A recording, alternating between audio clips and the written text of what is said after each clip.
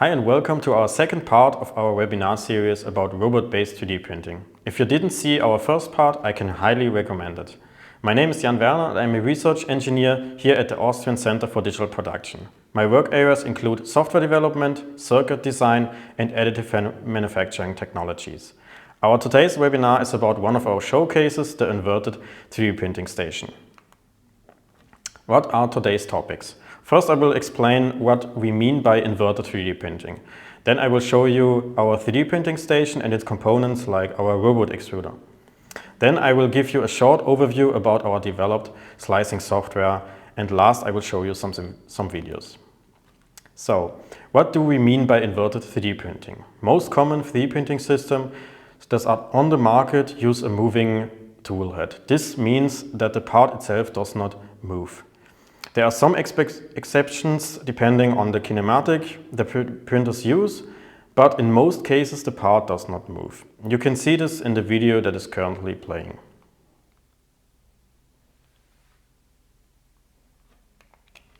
But our definition for an inverted 3D printer means that the tool head has a fixed position. As a consequence, the object that is printing is moving. The main advantage is that it is much easier to print on existing parts, and this design makes it even possible to repair a damaged part.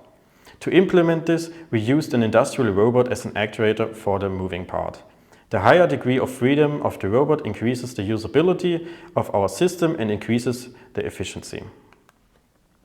Here you can see our inverted 3D printing station. It consists of an ABB IRB 6620 industrial robot and a wall-mounted 3D printing tool head. The robot can be equipped with either a printing platform or a gripper to grip an existing part. So this is our custom designed 3D printing tool head called Robo Extruder. It is a robot end effector which can be mounted on any industrial robot or as shown before at the wall. It is specifically designed to make use of 6 degrees of freedom of an industrial robot. The housing packs all the components you need: a large nozzle, heatsink, and an extruder, the electronic components that needed to control the end effector.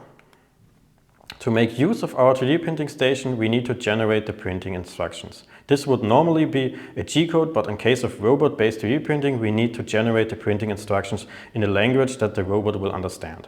This is why we developed MeshSlicer, which was done in cooperation with the US Technicum Werner.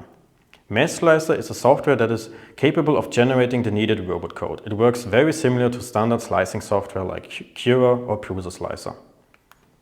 At last, I want to show you 2 videos from this showcase. The first is a simulation of our inverted 3D printing station. It shows an example where our logo is printed on top of an existing part.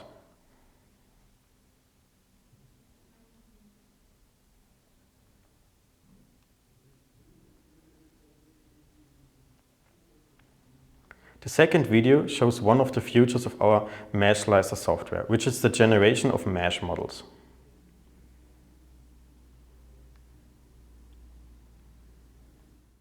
This concludes our second webinar. Thank you for watching. I hope you enjoyed it. You can follow us on LinkedIn, Twitter and Facebook.